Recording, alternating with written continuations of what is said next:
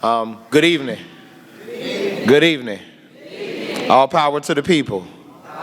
All power to the people. All power to the people.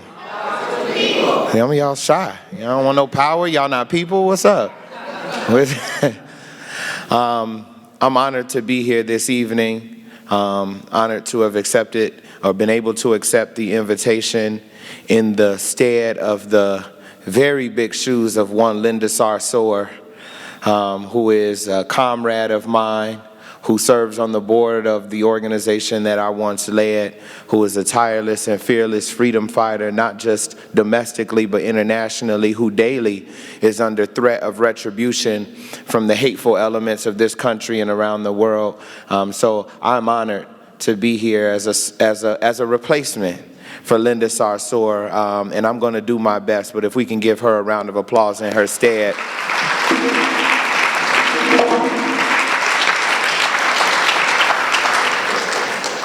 I'm truly excited to be here this evening at the home of, I don't care whether she received one or not, the Dr. Coretta Scott King, the Reverend Dr. Coretta Scott King, an activist, an organizer, a peace worker, a justice and freedom fighter in her own right, who stood for years in the shadow of another great person, but who deserves not just her name on this building, but to be talked about continuously. I'm honored to be here at her institution.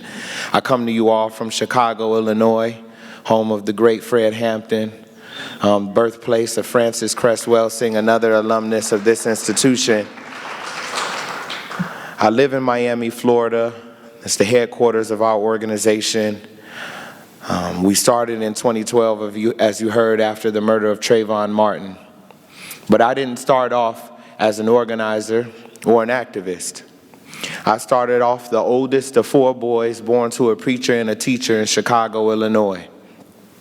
That's right, I said 4 boys, nappy-headed boys who would go into stores and destroy every single one we could.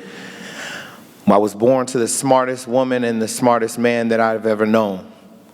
My mother got her mathematics degree when I was 14 years old, raising 4 boys from Chicago State University, got her master's in mathematics. She is and was the smartest and hardest working woman that I've ever known. My father is the smartest and hardest working man that I've ever known. He didn't go to college, but his claim to fame for all Agnew lore was he was on Jeopardy when I was in 3rd grade. I'd like to think by some standards that makes you at least moderately intelligent. And he bet it all on the double Jeopardy. And he lost it all on the double Jeopardy. If he had been less of a gambling man, I might not have been a part of the proletariat revolution, I'll tell you that. I might have had to be some class suicide. Things might have been a little bit different. This is the smartest man and the hardest working man that I've ever known. I grew up poor on the south side of Chicago, a neighborhood called West Englewood. Some people would call it the murder capital of a murder capital of a murder capital. This is a neighborhood that has been abandoned by capital, has been abandoned by elected officials, where it's hard to survive, hard to get quality food, hard to find a library, hard to find a safe place to play. But this is the neighborhood that raised me. And from a very young age, I didn't want to be poor. That's all I could remember is dreams and fantasies of not being poor. That's all I wanted to do. Being poor caused people to look down on us. Being poor caused people to look at my parents like they weren't the smartest and hardest working people that I known. They didn't know who my father was, who my mother was, but being poor caused us to feel insecure and ashamed about who we were. And I knew when I grew older, I did not want to be poor. I also grew up in church. We went to church 25 hours a day, 8 days a week. I don't go to church as much anymore, but I like to say I have rollover minutes. Y'all remember those? Y'all remember rollover minutes? I got stored up credit, still checking off on those days and hours that we spent at church. And so I grew up not just only poor, but also believing in the power when 1 or 2 are gathered together, there is power, right? I always knew that if we kept praying that he would open up the windows of heaven and pour us out a blessing we had not room to receive. And so every week my parents gave, pressed down, shaken together, running over everything that they could. And I grew up still angry because no matter how much they tithed, no matter how much they taught and sang and prayed and prayer and fasting and supplication, we were still poor. And I began to be ashamed of my parents, ashamed of my family, ashamed at how we were growing up. I didn't grow up an activist or an organizer, but I quickly became politicized once I got to a magnet school. I tested into Whitney Young High School in Chicago, the #1 high school in the world. And once I got there, I saw people getting dropped off in cars that I had only seen on TV. And my mother will tell you that I went home to her one day and I asked her, "Mom, are we poor?" Because before that, I hadn't quite realized that there was such a distance between how we lived and how other people lived. I didn't want people to come over to my house. I didn't want to see people to see how I was living, how I was growing up. I didn't want to be poor. I didn't do so well in high school, but music was my savior. I started playing music at the age of 4 years old. My grandmother, who was a grandmother to 7 children, my grandfather, who was an organist in Chicago, his claim to fame was playing the organ at Emmett Till's funeral, who was well known across Chicago. She told us that we had to do music because though we didn't know our grandfather, it was in our blood, and she was right. And so from a very young age, if you can imagine, 4 rambunctious boys, or really 6 rambunctious boys and 1 girl cousin playing violin and flute, playing classical music and classical chamber groups. But music was a saving grace for me. It's one of the reasons that I have the confidence to even be before you all today. And so it was that in my 11th grade year, I got a job playing the drums for St. Mark United Methodist Church on the south side of Chicago. And I don't know if you all know, but some churches pay very well. And God pays in cash. And so I thought that I had really hit a lick. This was good for me.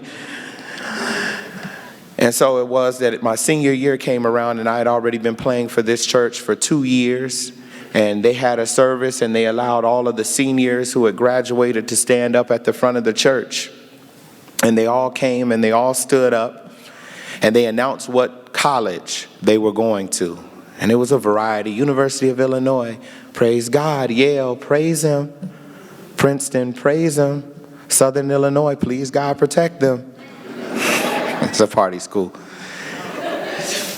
And then it got to me, and the church looked at me and said, "Philip, aren't you a senior? Where are you going to college?" And I said, we got a good thing going here.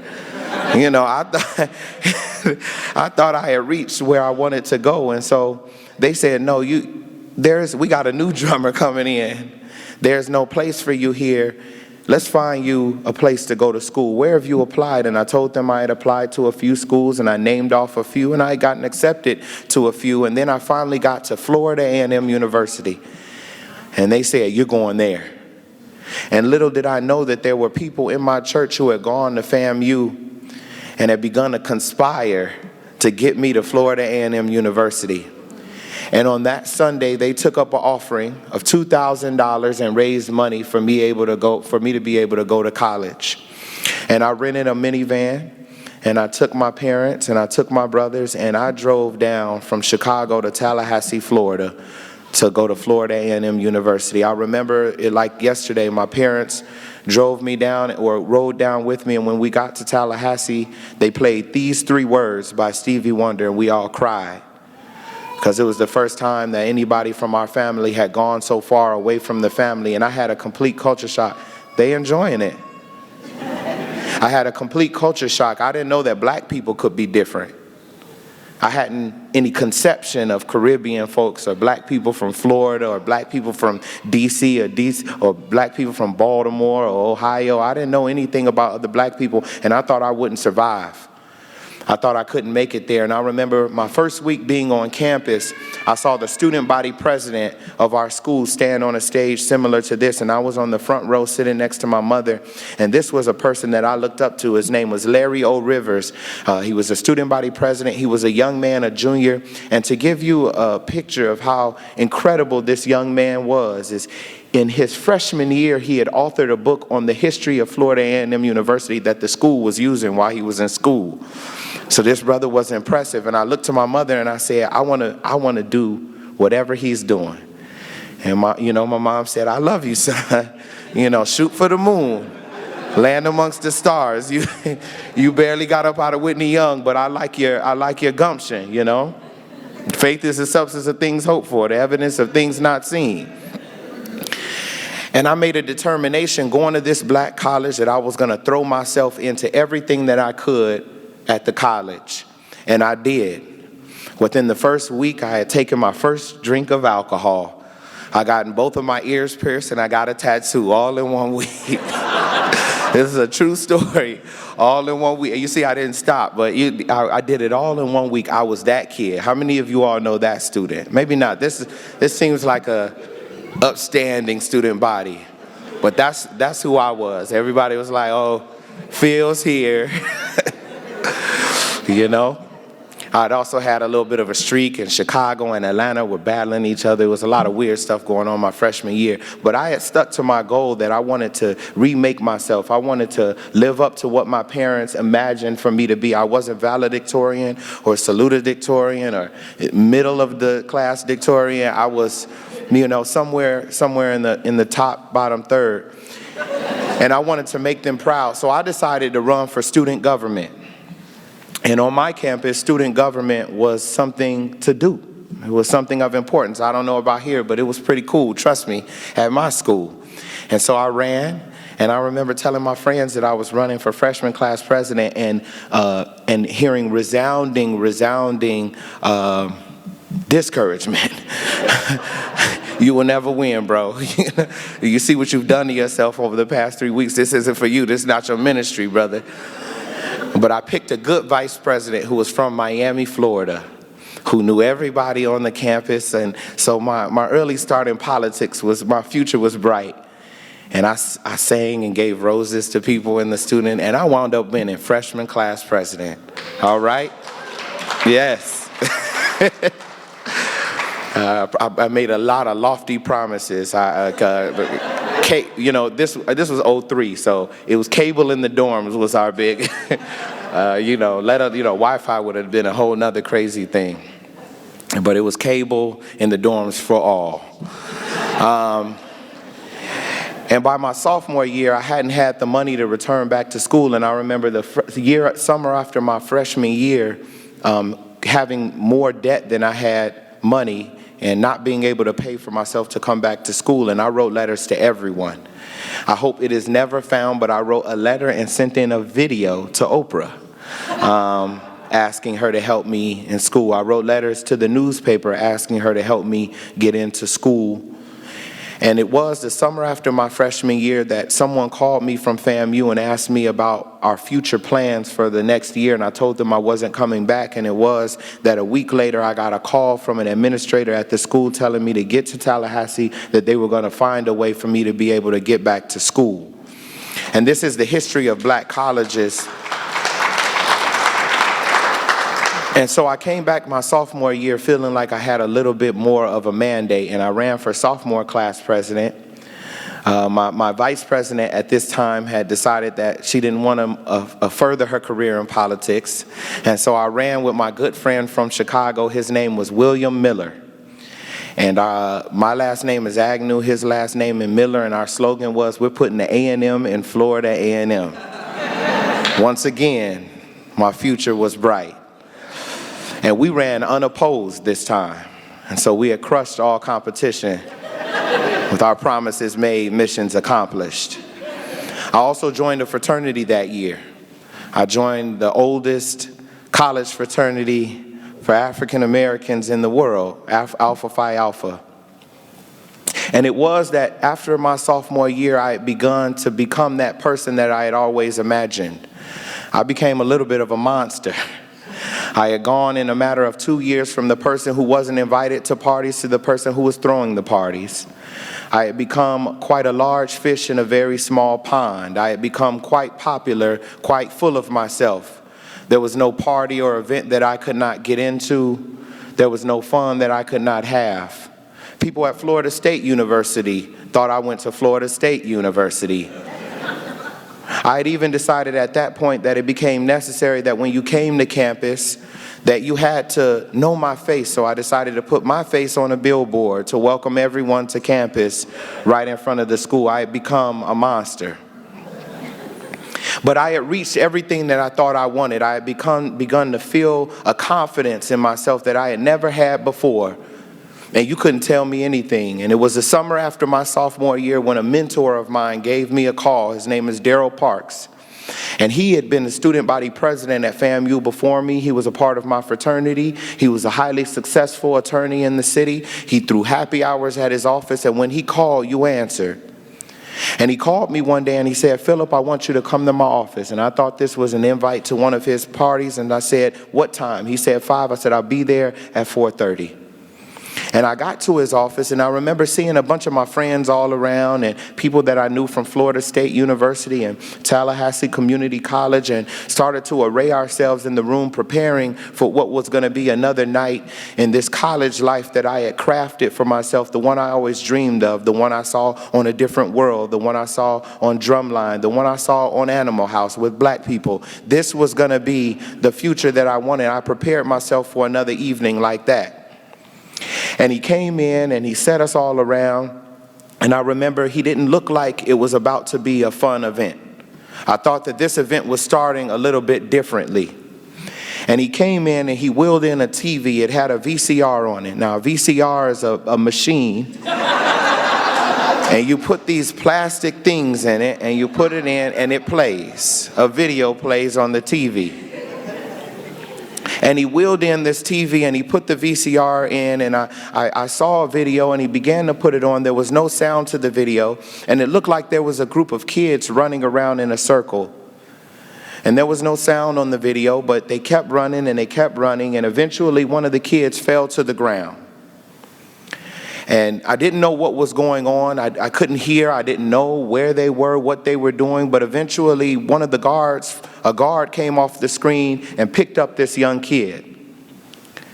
And another guard came off of the screen, and he just started to pummel the kid. He just started to beat him. He just started to punch him. And another guard came off of the screen and began to punch him and began to beat him. And I thought to myself, what is going on? I had never seen something like this. I had seen Rodney King, but I didn't know why they would beat up on this kid. There was no sound to it, and they began to pummel it. And you can see this video if you go to YouTube today. It is as I describe it. They began to punch him and to beat him. And he lay limp on the ground, and I remember a white woman coming from off of the screen, dressed in all white with all white hair, and her back was to the screen, and she had her hands on her hip. And I thought to myself, okay, she's going to make this end. This is it. This very interesting thing that I've been a part of is going to end. I don't have to see this anymore. And she goes off of the screen and comes back, and she hands one of the guards something, and he goes over to the kid, and they pick him up, and it looks like they grab him, and he starts to shake, and then he goes limp. And I discovered that I had just watched the murder of 14-year-old Martin Lee Anderson in a Bay County boot camp. He had been in the boot camp for 1 week. He had stolen his grandmother's car. And his grandmother, who wanted her car back, called the police, and she begged for mercy from the police. They still took him in. And when he went before the judge, she begged for mercy before the judge. She said, "He is a little kid. He's 14 years old. Please don't put him in jail." And the judge, in a rare case of mercy in the state of Florida, had mercy, and he said, "I'm going to send this child to a boot camp. I think he'll be safer there." And a week later, in an exercise yard in Bay County, Florida, 5 guards, grown men, beat Martin Lee Anderson within an inch of his life, and panicking, sought to revive him, got an ammonia tablet from the nurse, put it up his nose, and suffocated him. I was 20 years old. I didn't start off as an activist or an organizer. I wasn't particularly radical or political. I had not read Marx or Hegel or Fanon or King. I had read Malcolm. I hadn't read Davis or Asada. I hadn't read H. Rap Brown or Bobby Seale. I hadn't read Elaine Brown, but I had watched a young man get murdered before my eyes, and this is 2005, and so it messed me up. I had gotten everything that I wanted to get out of college. I had become popular. I had friends on friends. I had a little bit of money in my pocket. I was the lender and not the borrower. I was having all the fun that could be had. I was doing all the debauchery and chicanery and foolery that you can get involved with. And it was on this day that a mentor of mine came to me and said, I don't know why people look at you. I don't know why people listen to you. I don't know why you're popular, but you're going to have to do something about this. And it radically shifted the trajectory of my entire life. I tell you this story to underscore a few things. One is I am no different than any of you. The nature of being on a stage and being before a microphone and having your face on a flyer imbues a certain level of distance between who I am and who you are. I am a person who is an expert in mistakes. I am an accidental activist.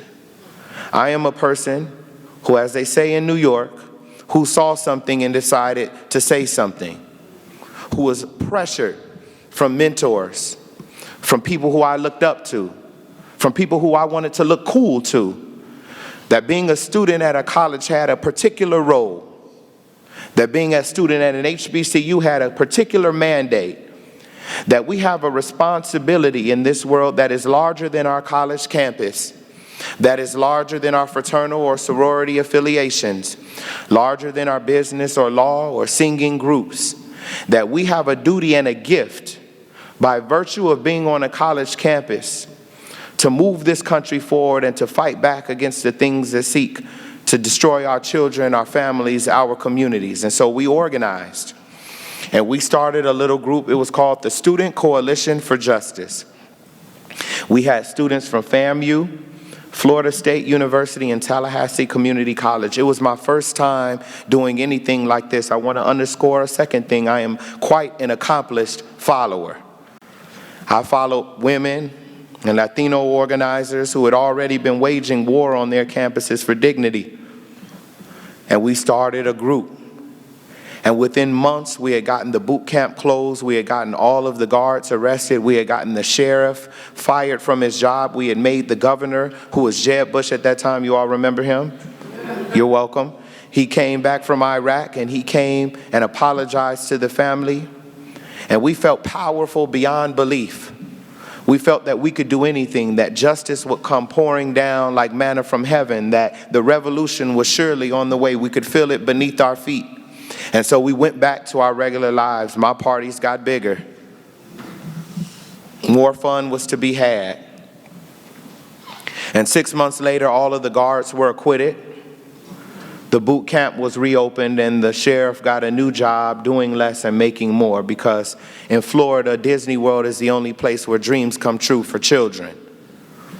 And we learned a valuable lesson there, which is number 3. If you're going to be in it, it cannot be a hobby.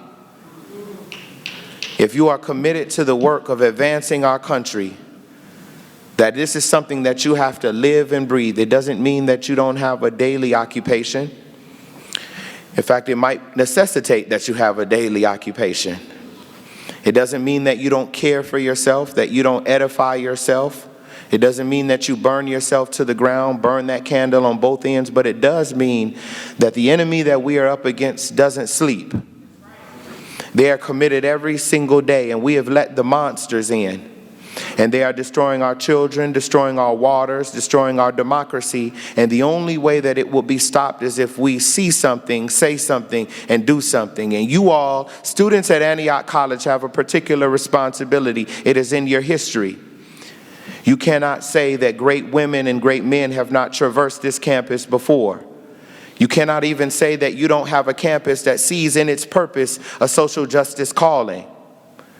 So Antioch students have a particular purpose that you all have to fulfill, a particular mandate that is larger than you and bigger than you.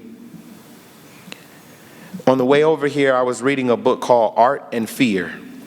It's a great book that is pretty self-explanatory. It's about art and fear. And one of the lines reminded me of something that is often repeated. Marianne Williamson has a version of it. Other people have a version of it. But it says that the greatest fear for artists isn't that beauty or the product of your art is far away or not within reach. The greatest fear is that it is within reach. You can touch it, you can grab it, but that your hands are too weak. And that really touched me, because if there's anything that I want to leave with you is that organizers and activists are not fearless. They are everyday, ordinary people who have decided to be, as Paulo Freire says, not objects upon whom history happens, but subjects upon whom make history.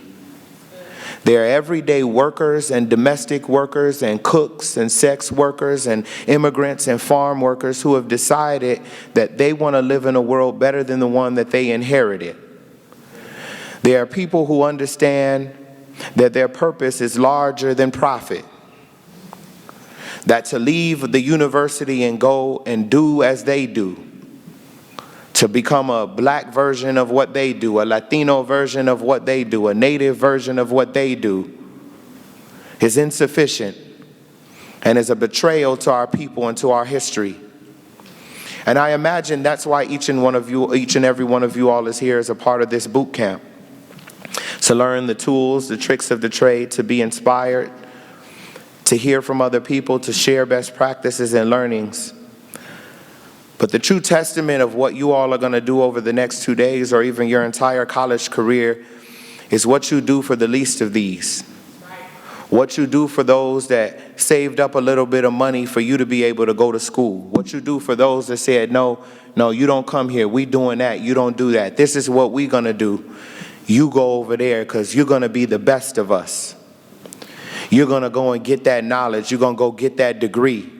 And you're going to come back and do something for our community. What you do for them, not forgetting them, not forgetting the people who look to you for guidance and for encouragement, who gave their blood, sweat, and tears for you to be here. That is going to be the true testament of the efficacy of what we do over the next 2 days and what you do for your college career. We have a duty. We have a mandate. I stumbled into mine. I was pressured into mine. I was mentored into mine.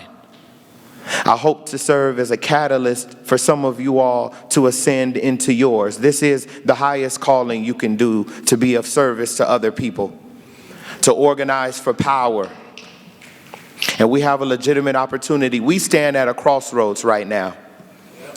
On one side are those that say that we should wait for incremental reforms, that the leftover scraps from those that live in abundance will be our destiny. There are those on the other side that want hate and divisiveness, individualism, nationalism, white supremacy to be the story of our generation.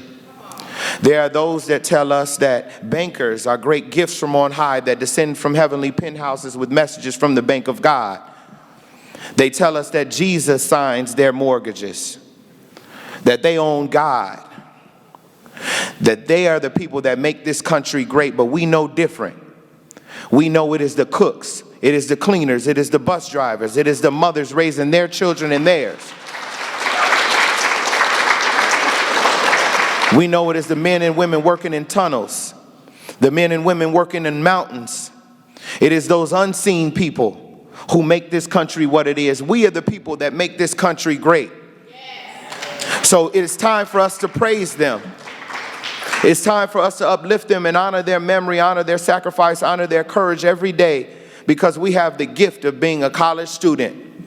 Their sacrifice affords us the opportunity to be an Antioch College student.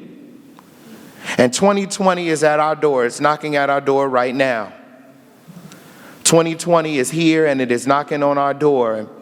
It carries with her a new decade, already born but yet to be seen. 2020 is knocking at our door. Do you hear it? She puts her ear to the door. She expects to hear hateful words and mindless chatter and racial slurs. But imagine instead of any of that, she hears and sees us. Yes. Imagine she hears our movement in her ear going down her arm to her feet. Imagine with me that 2020 smiles as we welcome her into this house, into what we are building. I don't know about you all, but when I was little, I used to love black and white photos of the movement. I used to look at videos of Marcus Garvey in front of hundreds of thousands of black people in Central Park, and I used to say, my Lord, I wish I could live in that time. I used to look at videos of people striking in the 20s and 30s being beat by Chicago police officers and mobsters, standing up against raiders across race, class, and gender. And I used to say, good Lord, I wish I could live in the 30s and 40s and be like that. Plus they had the best music. I remember looking at videos of the 50s and the 60s and seeing the civil rights movement bubbling from the South all the way to the North, going to the West and going to the East. And I remember saying to myself, even watching them being beat over the head, attacked by dogs and hoses, I used to say, my Lord, I wish I can live in the 50s and 60s so I can be a part of that. I remember looking at videos of Bobby Seale and Fred Hampton and seeing how they stood in courageous, nonviolent and violent struggle against an oppressive force. And I used to say, damn, I wish I could live in that era, wear those jackets, wear that beret.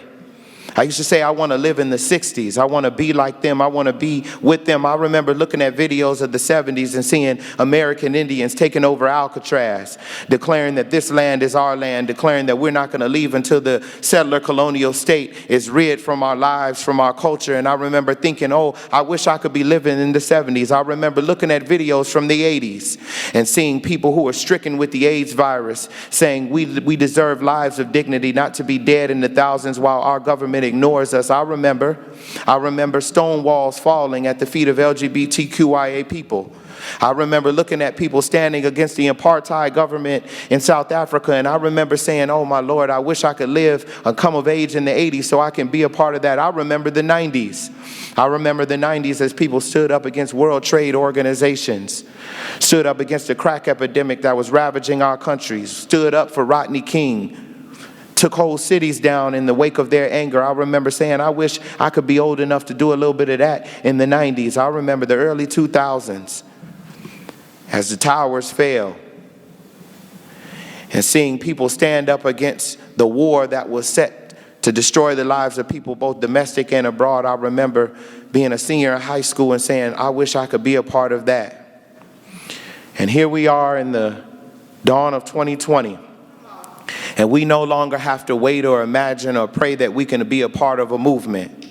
We no longer have to imagine and play dress up that we could be Black Panthers or we could be members of the Student Nonviolent Coordinating Committee or the Combahee River Collective. We don't have to imagine anymore because the time is now. And we are in a moment. We are in a moment. We are in a moment that we cannot waste. We cannot let it flow like sand from our hands. This moment is ours, and it's time for us to take it. We were talking earlier, but we are remembering the dismembered parts of us. The movement before sought to take socialism out of our language, sought to take black feminism out of our language, sought to take all manner of words that spoke against empire out of our language. The things that we once whispered are now being proclaimed from the top of our lungs, from every corner of this country. And we have an incredible opportunity to be a part of it. Each and every one of you has an incredible opportunity to be a part of this moment. Not to wait on the sidelines of your life. Not to wait while people make decisions about your life. Not to say, I don't fuck with politics while politics is fucking with your life. Because it is not about who died before us, though they sacrificed and their names will live on forever. It's about the people who are dying around you, the people who will die. If we don't take part in this radical moment that we have built, that we have created, Marcus Garvey says we have a beautiful history, but the one we will create in the future will astonish the world. Yes. Will astonish the world. Up, ye mighty race, accomplish what you will. Thank you.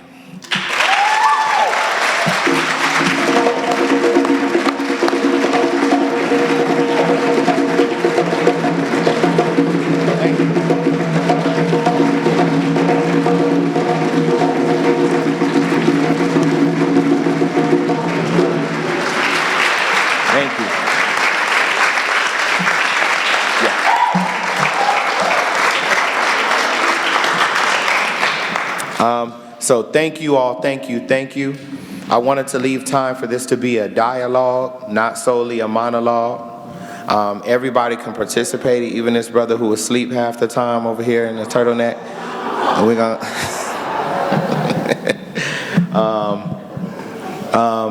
family, you know I love you. You know I love you.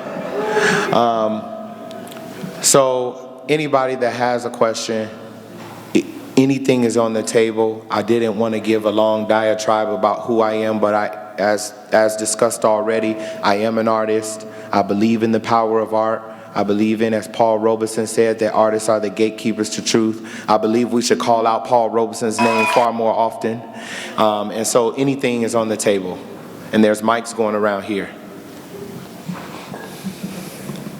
Yes, sir.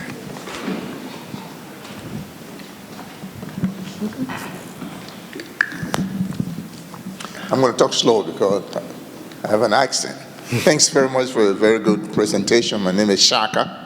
I'm from West Africa. Yes, sir. You go around the country, and I understand that, and I've seen this thing on TV and everything. But we are the people, this thing is particularly, strictly to African people, us. Where are we going?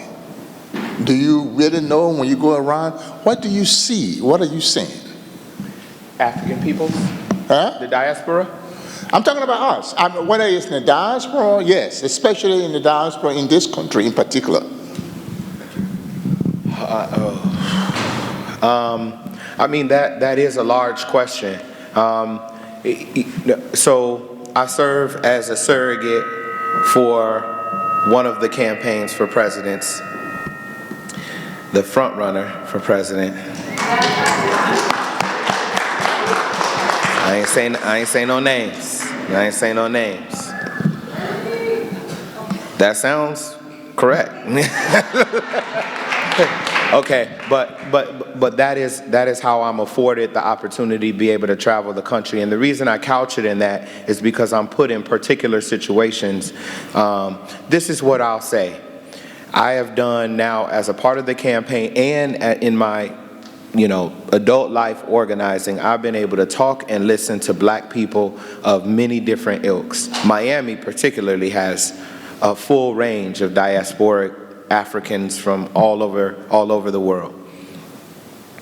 For me,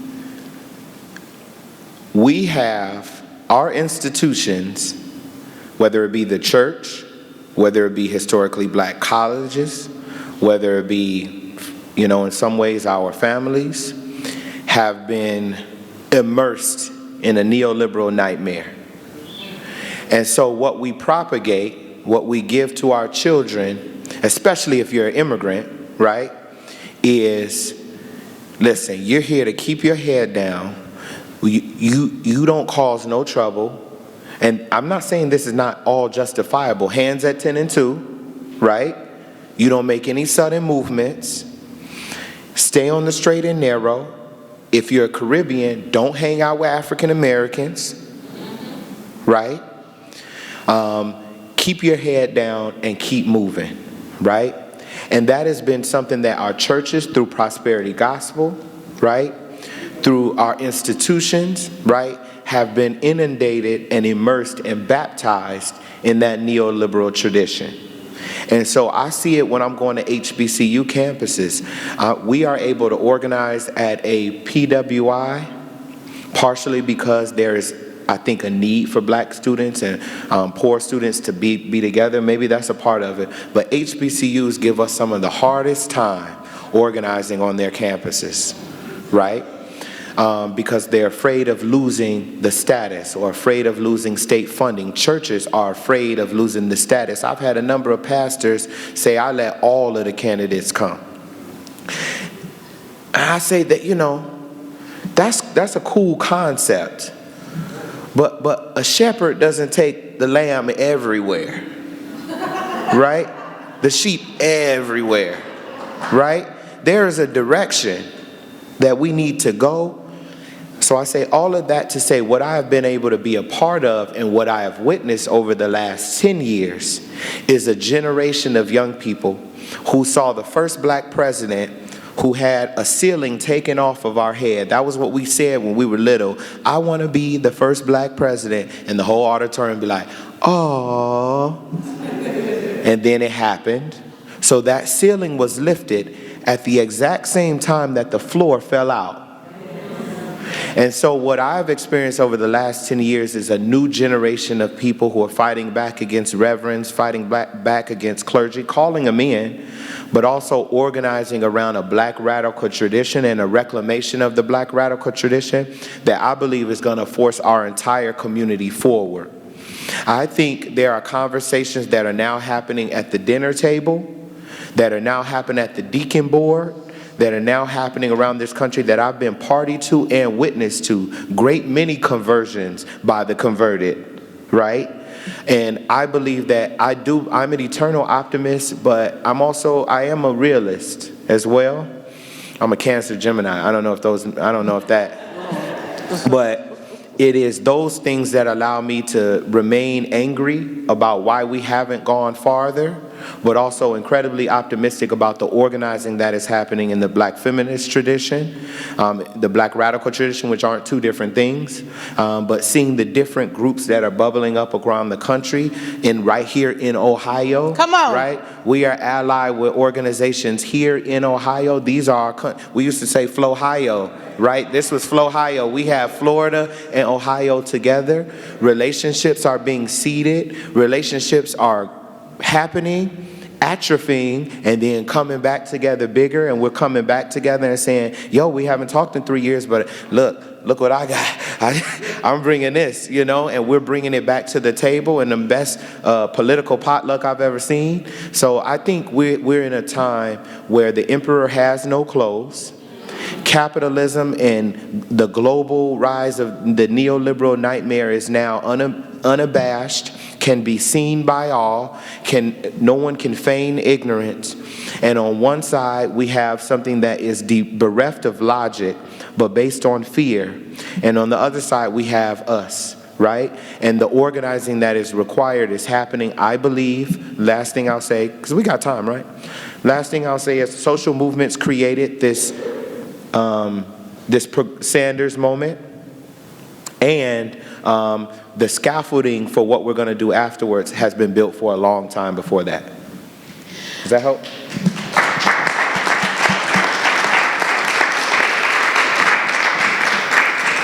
Thank you for taking this time and coming and teaching us and sharing your story with us. As an organizer in Dayton, Ohio, for one of the greatest movements I've ever seen, Gem City Market. Come on. I found myself delving into various different social justice issues, and it seems that our people are largely reactive versus proactive. It's like you have to cook a meal or offer a gift card to get individuals to, I guess, wake up. Yeah. What would be your suggestion for, swaying the latent part of society that appears to be sleep still? Yes, parties. Parties.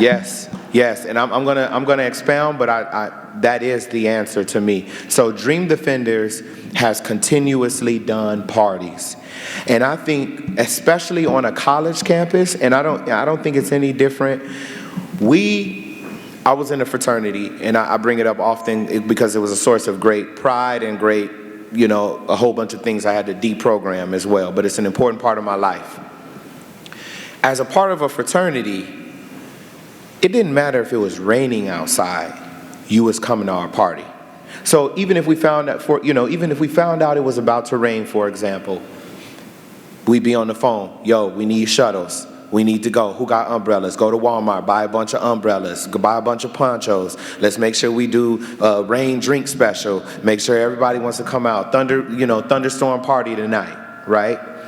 And we did that on the college campus. And then when it came to the political meeting, we didn't keep that same energy. I'm not accusing you of that. But what I am saying is, if we want to get people to come to things, we've got to hit them with the bait and switch. We have to. And I think if we want particularly the young brothers to come to things, people who are on the outside, people who are, people who would be considered the lumpen proletariat, or people who are just, there are no jobs for them, nobody's talking to them except Umar Johnson, right? And some of these other clowns. So if we are not there in their face and say, look, we doing this party, it's a cookout, this is what we doing there, slide, we're gonna have the video games, you got Fortnite if you want, you could play, you could do whatever, whatever it has. I'm of the belief that we've got to do everything that we can, and we can't be, and once again, not accusing this of you all's organizing, because I know y'all, but we can't be the least bit Quaker or pious about it, well, with limits, right? But if this is something that gets people to come, if it's at the club, I know people that did polls to the polls. You figure out what I'm talking about, right? They went to the club and got people and started registering people to vote, right? So even in the Bible, it says, go ye into the highways and byways and compel them to come. So I think that's one key thing. The other thing that I will say is that it has not been flawless for us. It just is hard because we have been beaten down so many years. And so you all are on a campaign that is, in some ways, has a deadline or has some sort of product that comes from it. It's the store, right? It's the grocery store. But seeing how you can couch your organizing for the store in a longer term project that doesn't seem like, oh, you're just here because you want me to help you with something, even though it's for them, is a way to begin to build that relationship. What's up, Kev? What else you got going on? And I think that's the work that it's going to take. We've done everything, the hoodies that we wear, the t-shirts that we wear. We have a music studio. We make music. We do everything that we can to lure people in, and then once they're there, in many ways, once they're there, it's yours to lose. They've already said no 50 times, and you got them on that one, and you got that one chance. And so that's what we've made an earnest attempt to do, to be right in the middle of the culture and make it look cool, make it look fly, affirm that that's important, and then try to move them along a path to seeing the righteousness above what the campaign is. Does that help a little? Okay. Thank you. There's some hands up here too. I'm really interested in working in housing justice for people that don't have homes. It's like if they want to have a home, it seems kind of messed up that that's not a thing. What do you think is the way to actually turn it from outside thought into action? For housing justice? Yeah, specifically homes that people can actually own. They're not paying rent. They don't owe anybody anything. They get it and it's theirs that they literally own. Do you have ideas about how to start on something like this? Is it about getting connections first, or should I be immediately jumping in and going and talking to people? What is the way to actually move it from just ideas to action? All right, I'm gonna do an organizer magic trick. Does anyone in here have an answer? Okay.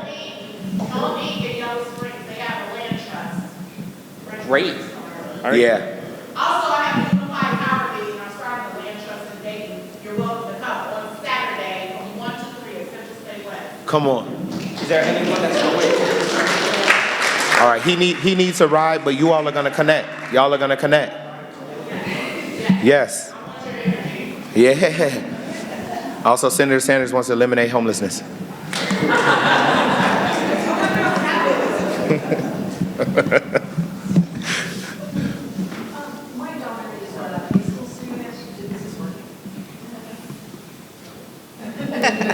My daughter is a high school student, and she's a woman of color.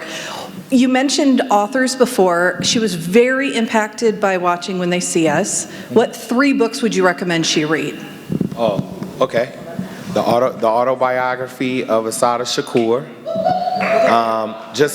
That's like the spirit, that's the spirit, I'm a big fan of Pedagogy of the Oppressed because it is a good organizing thing, and it's not incredibly heady. He really repeats it over, the same thing over and over. The third one, I got a lot, but it's a high school, huh? Oh, dang, don't. Okay, yep. Well, I gotta cheat. My Mother Was a Freedom Fighter by Aja Monet. An incredible book. My partner wrote it. Dang, that's so silly. Incredible book of poetry rooted in praxis of from the best tradition. So My Mother Was a Freedom Fighter. Available on Amazon. Available at haymarketbooks.com. Yeah. There were a few hands. Okay, so my name is Courtney Lockhart. I'm from the College of Worcester. I'm from the College of Worcester. My name is Courtney Lockhart. Hi, y'all. So my question, I'm going to start off and then give a little description. My question is, what advice do you have for activists in the heart of hardship?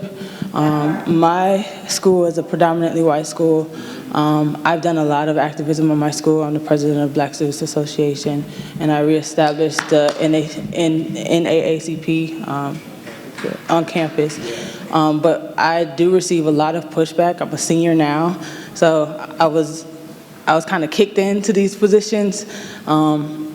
So I guess that's my whole question is how do you kind of deal with those hardships and move on? Because I've taken a lot of licks, a lot of L's, just for being a part of or just fighting for change. And I'm still trying to establish myself as a Black woman in society, achieve a lifestyle that I want to have, I don't know. So yeah. Well, yes. Cool. Hi. Ooh, that's loud. Hi. My name is Kebe. Yeah, everything you said. I'm a returning student. I was here 2-3 years ago. But a lot of things happened before I left. Just feeling overwhelmed and frustrated and just feeling like and there was nothing here for me anymore. The things that called me in and pulled me here just wasn't there. Oh, I start getting emotional when I talk about this. The things that called me and pulled me here wasn't here anymore, and there wasn't really any institutional supports. And feeling burnout, feeling like,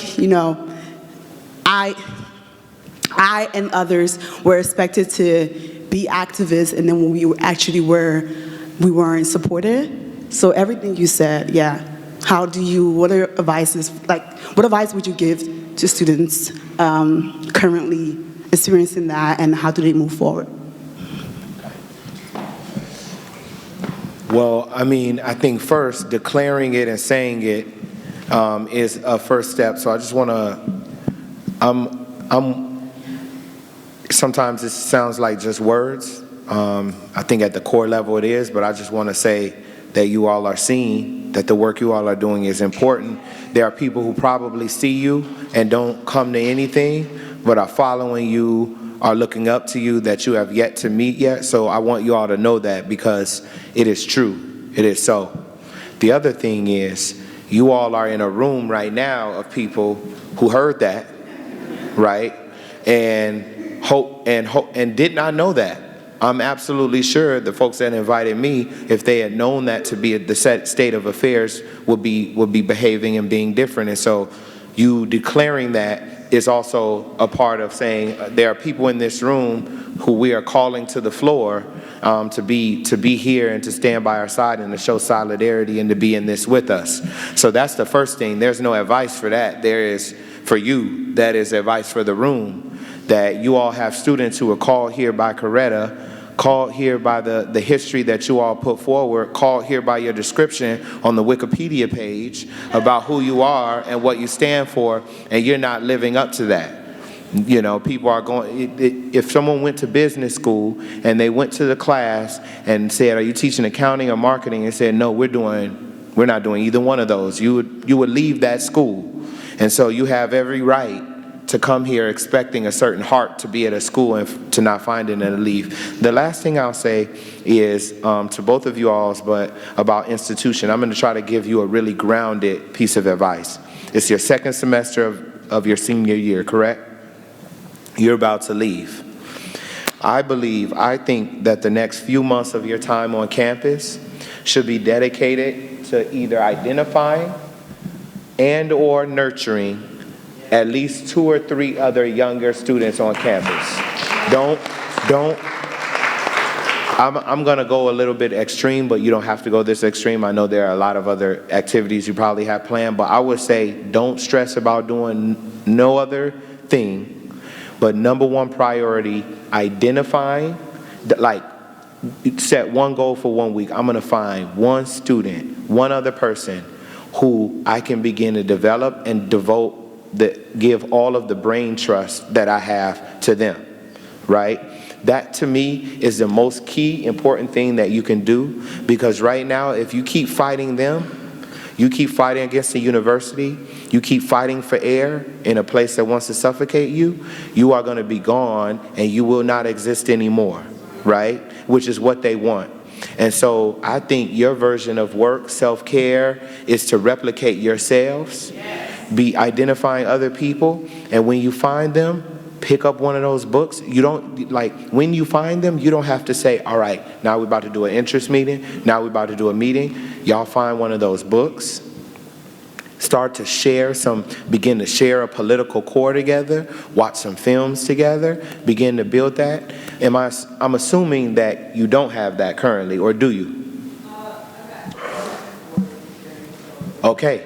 Okay, so I would dedicate all time to nurturing and giving them all of the sauce you have, all the courage that you've had for 4 years, giving it to them so that they can begin to lay down a plan for how to develop and move the organization forward, not knowing that once you leave, they're able to hold it. That's what I would say. That may be the most important thing you can do, is leave something to other people, and that is the work of movement building, period. That is organizing. That is replicating yourself so it doesn't all fall on you, because that is a gift and a curse. You get all of the credit, all of the blame, and that needs to be spread out a little bit. And so that's what I would say. I would also say, are you connected with Tiffany Lofton?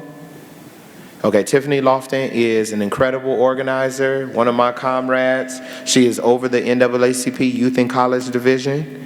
So I'm going to connect you with her so that she can start to give you all tools for your NAACP chapter, but she's also just a dope organizer. Same here, I was looking over there, but same here, connect you all with somebody who is building on college campuses and doing that work. Right now she in LA at the Image Awards, but I'll connect y'all afterwards. Yep. Okay. My question is, my question is that every movement, says that they're having this radical revolution. Right. And then there are these definitive, benchmarks that say, well, we accomplished this, we did this. If you can definitively say that with the craziness that is going on in the world, and the fact that sometimes it feels like organizing and activism is sort of all over the place. If you could definitively say what would be the 3, 4, 5 things you think that when you'll look back on this day and say, we radically revolutionized what? So, what I think is, people really talk bad about millennials, and I'm not, once again, I'm taking your question and then adding my own, and people really talk bad. I actually think that this generation of millennials and Zoomers, what is it? Zoomers. Okay. Yeah. So this generation actually has done an incredible amount of cultural and narrative work, right? And what I mean by that is, we have ushered in an entire language. I haven't been the usherer of it. I think black women have led this extraordinarily, but Occupy has ushered in a class consciousness that sounds like we are the 99%, but is actually a quite astute indictment of capitalism that comes off as a bumper sticker, right? What I believe Dream Defenders BYP 100 did in the 2012 range was started to highlight not just police murder, but the overreach of the state, basically recalling what the Black Panther said, that we live in a colonized domestic environment overrun by police, and began to popularize that notion once again.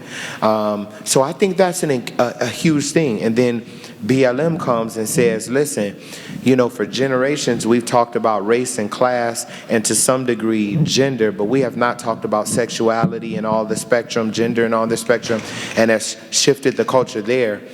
I'm not cheating, but I do think that in the last 10 years, how young people have been able to, let's be clear, and I don't care about being controversial, but that's not my intent. I only want to do it when I want to do it. But, you know, we have ended what should have been quite insurgent and inspiring presidential campaigns this election, because these people was working with police. I'm not gonna say no names, right? This person sold out his city, right, for charter schools. And what would have been an ascendant crowning of a new generation of corporate Obama-like Democrats was met with no excitement at all. And I think it is because a great radical cultural shift has happened amongst people, where once was tolerated or even appreciated is now a source of great disdain. And I think that is very important. I also think, and I'm gonna get to a structural thing too, I also think that social movements did, for better or for worse, I think more better, create the entire Democratic field of presidential candidates this time around. So they have had to respond to social movements in the crafting of their policy that they did not do 4 years ago. Neither one of them, right? One of them did quite better and really spoke to a socialist tradition, but when he was put to that fire too, it was a little intense for that brother too, right? And he had 4 years to update. And now even the worst of the party, right? You have somebody like Doomberg, right? Gloomberg, right? Who is a multi-billionaire who decided to open up his campaign talking about, oh, we've got to help black people, you know? And he had to do this because we created the conditions for him to not be comfortable just saying, I am me. Vote for me, whereas he would have before. So I think that's important. For us, I think our mark on history, I actually, though I don't go into the platitudes about whether this is a continuation of the civil rights movement or what, I think that's without nuance. I think the election of a socialist president is going to be an important declaration of what this generation had the real opportunity to do, right? When capitalism, whether we agree on socialism or not, when capitalism has been in crisis before, the right has always had an answer. And it was either far right or it was Clintonite or Obama-ish, right? And for that not to be the way we go this time, I think is an incredibly huge leap forward for the left in this country and what this generation has been able to bring to the floor and transform. So I think that's huge. That happening or not, Citizens United or money being out of politics would be a great thing for our generation. Equal rights under the law fully will be an incredible thing for our generation. But I see this election in the next 20 years as the true bellwether or litmus test for what this generation will do. And I think it's going to be a radical reimagining of what the belly of the beast superpower looks like around the globe and what we're going to do to save the planet. And probably ending on that note, if we can save the world, save the planet, I think that would be something we should get credit for.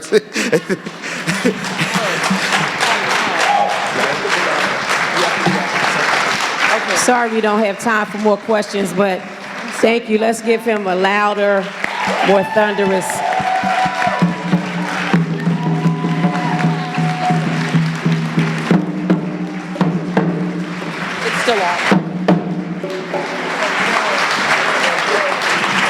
we want to thank everyone for making this event possible. We'll do some thank yous later, but we do want to thank the Yellow Springs drummers for peace, justice, and freedom again.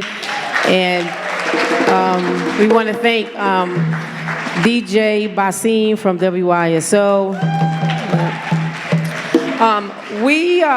For those who are registered for the boot camp, we have an early start. You have your schedules. There's continental breakfast in North Hall at 8 a.m., and we'll be right back here in this room at 9 o'clock, those who are registered for the boot camp. There's also a social, a mixer. We know we have a lot of college students, Earlham, Worcester, DePaul, Antioch. You're invited to the Coretta Scott Center, as well as those who are registered for the boot camp. We'll be over there. There's some light refreshments. Don't stay up too late. Well, you can, but just be back in this room at 9 o'clock. We are going to have to take Philip with us, so please don't try to descend for another half an hour or an hour. We are shifting him over to the Coretta Scott King Center. But thank you so much for coming. I do respond to Instagram DMs. So if y'all hit me up on Instagram, it's @Phil something, PHIL something. Then we can continue the conversation there.